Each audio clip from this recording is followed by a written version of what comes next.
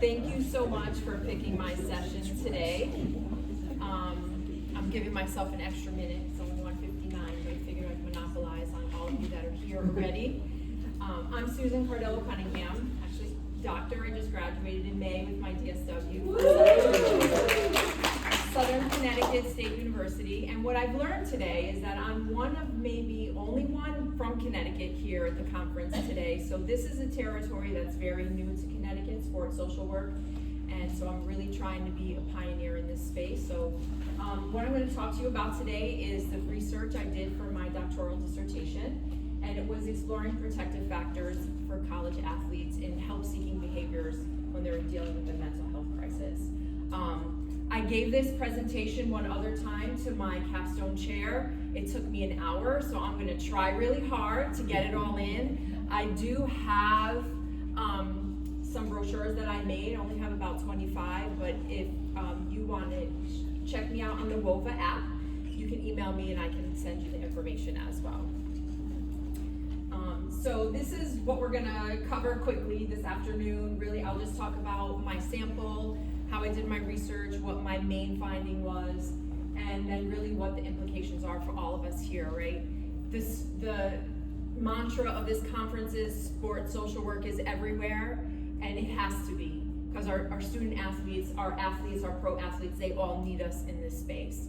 So we're going to talk about this today. So really my research focused on NCAA athletes or college athletes, and so this is just some grounding framework. Last year, this is from the NCAA website, there was about 500,000 athletes competing, and we had about 60% male, 50% female athletes, and that was for 24 plus different sports, 350 member schools, 3 divisions.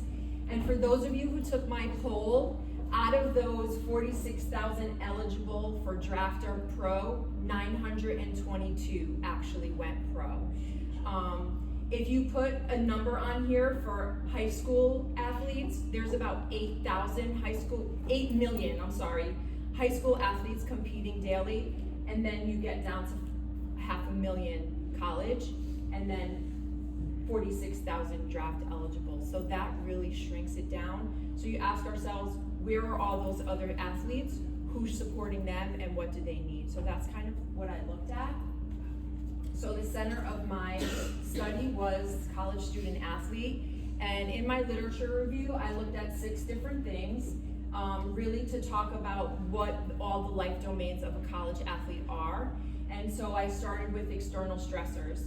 So just like your non-athlete college student, they're dealing with being away from home for the first time, getting used to an academic schedule, having learned how to do laundry, having learned how to go to the right meal center or have a meal plan, how to get to and from classes if they're living on a big campus. In addition to, they have to maintain their physical health. So in between having to learn all these life skills that maybe they had or didn't have, now they also are dealing with making sure they're in top physical health at all times. Relationship with their coach is really integral to these student athletes because the relationship with their coach really sets the environment for them as to whether they're going to feel comfortable confiding in someone when they're dealing with mental health stressors or things that they just haven't dealt with before. And for coaches, it could be a head coach, a positional coach, right? An athletic trainer. It really depends on the type of sport you're playing and how many coaching resources you have within your department. Going around the circle, what I learned is that spirituality and religion are something that we don't really focus on as a person in the environment, but for many college athletes, at least that responded to my study, spirituality and religion was something that they depended on to help them through hard times. Many athletes also see their athleticism as a gift from God, and they try and protect it. And when they're doing that, they then struggle with what society tells us, where spirituality and religion really aren't important.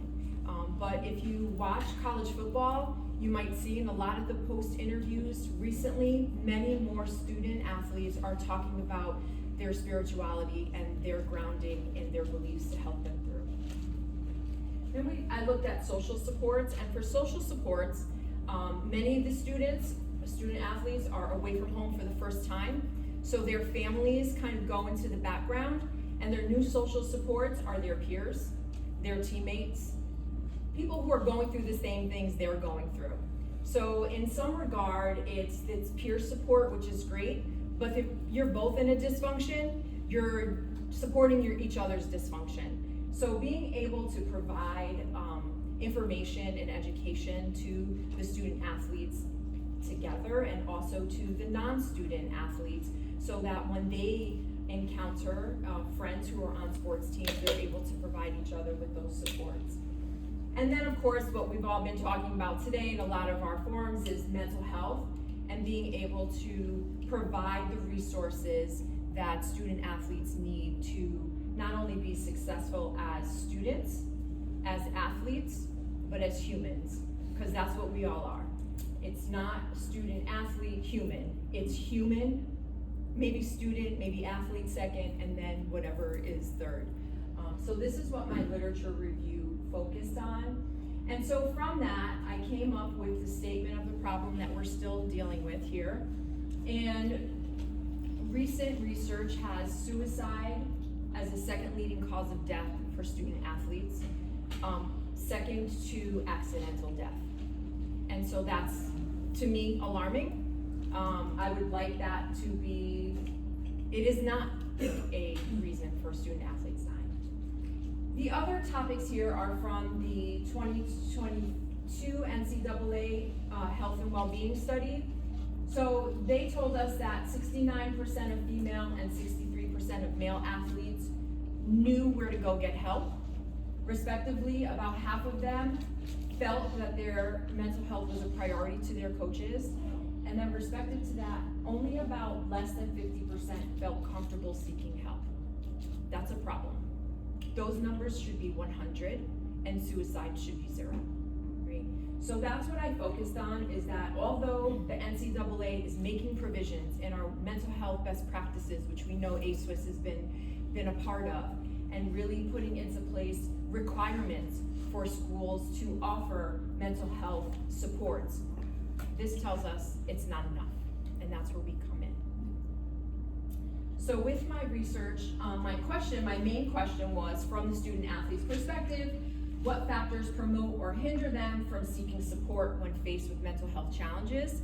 I looked at this through self-determination theory, because that theory tells us that if we have our competence, belonging, and autonomy, those 3 basic needs met, then we will be thriving, successful humans. And I'm going to focus on humans. Because those 3 things being met will then increase our motivation and engagement with others. It increases an athlete's performance, and it increases their overall well-being. Description of my sample, I did this as a quantitative survey that I spread out through Qualtrics, and went through the ASWIS network, so I'm hoping some of your student athletes responded to this. I got about 411, but I had to omit some, so 390 responses is what we're going to be talking about here in my data analysis.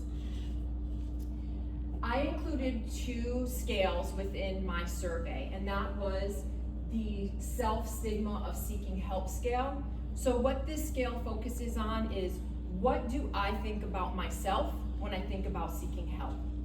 And what the respondents to my survey said was that 13% higher rate of self-stigma was reported by the male athletes responding to my survey.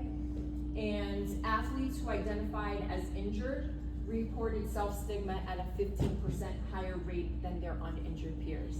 This is very important, because what this is telling us is that if I'm a male athlete or I am injured, I am less likely to seek help, because I'm going to feel like someone that I'm going to be less than to myself. My self-worth diminishes in this regard. I also included another scale, the perceived stigma of seeking help scale. Tongue twisters for me. And what this one looks at is, what will others think of me if I seek help? So this is a 10-question scale, and the results of these questions were that 25% more of the respondents thought that there would be higher perceived stigma if they also had self-stigma, and 17% higher rate of perceived stigma for male athletes who had a high rate of self-stigma. So you put that all together, and basically what it's telling us is that there's still a lot of stigma involved for student athletes at the collegiate level to seek mental health resources when needed. And a couple of other things I'm quickly going to throw in there is I also surveyed them on their social support. So they were to rank in order of 1 to 9 what they would seek out first and last. And first, they would seek out their parents. Remember, we said many of these student athletes are living away from their parents, so they might not be geographically able to provide immediate support and resources. And what they said last, well, something not other on the list, but number 8 is off-campus counselor, number 7, on-campus counselor. So professional resources are what are the last resort. They're not looking for us to help them. And so we have work still to do here. Steady in the middle were their teammates, coaches, and athletic trainers, which makes sense, right? Those are the folks that they're seeing every day on a regular basis, and that they would feel most comfortable in seeking help with outside of their families. One other question, which might have been a self-serving question, but I asked it anyway, is if you had direct access to a dedicated therapist or a social worker or case manager, would you go to them? Surprise, 95% said yes, they would. And to me, that's our selling point for us to continue pushing into this space. So going back to my research question, what I did find was that, in my opinion, and you can all correct me or we can have a discourse about it, is that it was answered. It told us that the barriers are still self-stigma, perceived stigma, injury-related stigma, and the hypermasculine culture of sport, because it was our male student athletes who were reporting higher feelings of stigma. The facilitators that were identified was that social support. So what do we need to do to make sure our social support networks for our student athletes are informed, educated, and are able to access resources when they're providing support to a student athlete? Spirituality, normalizing spirituality and religion on college campuses or in our athletic departments. And then having access to care, not just having an embedded social worker, but having someone that's familiar to them. So it could be multiple individuals, and I've heard many in other presentations that social worker doesn't have to provide the therapy, doesn't have to provide the direct clinical, but could be that hub of let's see what's going on with you and let's see where we can get you, and you can trust where I'm sending you because I know them and they will take care of you. And stigma, going back to my theory, undermines the 3 core psychological needs: autonomy, competence, and well-being. And because when you have feeling that you are either perceiving yourself as less than or someone else is perceiving you as less than, then obviously those 3 psychological needs are not being met. So what does this mean for us? It means a lot of things for us. Basically that as social workers and part of this alliance and why we're all here today is to keep pushing through this space, to keep speaking, to keep bringing voice to the table, to keep being in places where we haven't always been or been valued as a partner at the table. So being able to increase our educational opportunities, which many of you here are from higher education learning institutions. In Connecticut, through my research, I've only found one higher education institution that offers an undergraduate concentration in sport social work, and it's some education in social work courses with some electives in sport management. So that's not sport social work. So that's what I'm saying. I'm trying to be that person in Connecticut to really push through. So if anyone can mentor me in this, please see me later. We're also talking about if we get this education and this cross-training, right? Because I get by with a little help from my friends. We need the athletic trainers, the coaches, the administration, the mental health providers, the sports psychologists, the psychiatrists, the doctors, the nurses. We need everybody at the table. So I'm not asking to run the table. I'm not even asking to sit at the head of the table. We just want to be at the table. Let's be at the table that is serving the student athlete population. And then future research that I kind of thought of is if we want to market ourselves that sports social work should be everywhere, we need to prove it, right? So we need to have more research to say, what is the impact of us being at the table? What are we doing? How are we serving the students? How are the student athletes seeing us, and how are our partners engaging with us? And also, do social supports recognize when to refer to formal services? So if I'm that teammate, have I had the opportunity to have mental health first aid training? Do I know the questions to ask my peer if they look like they're having a bad day, so that I could potentially be that source for them? Because when I say no student athlete should die by mental health, does anyone disagree with me? No, I'll take that as a no. Right, so I really believe that we have so much opportunity in this space, and social workers are just the best ones to get the job done. That's just my opinion. So I don't know if there's any questions, but I'm taking this as my mantra now. Sports social work is everywhere, and it has to be. And I also forgot to mention that my motivation for this work is my 2 children who were student athletes. My daughter competed at a D1 level at a huge university. She ended up stepping off from her team because she ran into some issues that she just wasn't able to navigate or get the resources for. And then my first motivation is this guy over here in the blue. It's my husband. We've known each other since high school, and he was also a student athlete. I was never an athlete, but I'm a social worker, so that's my nexus to this. So thank you so much. I do have some brochures and some business cards, and I guess I have 1 minute for questions. Anyone have some questions? Yes. So we've heard some success with social workers that are embedded in meetings and seen by athletes as partners with the coach. Do you have any idea of how many places that's happening now? I actually do not have any idea of how many places that's happening. My son is a high school football and lacrosse coach, and so I ask him these questions. And I asked him, do you ever see a social worker or the school counselor coming to any of your, student meetings or any, and he said no. So he's kind of my barometer for that, but that's where I'm trying to break into. Yeah, thank you for that question. Thank you everyone so much. I've successfully done my first academic presentation.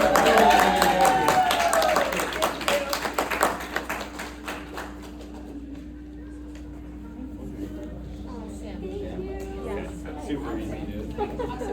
Brian. Thank you. Oh, sorry, go ahead. Bouncing rooms. Yeah. I regretted not doing it last time.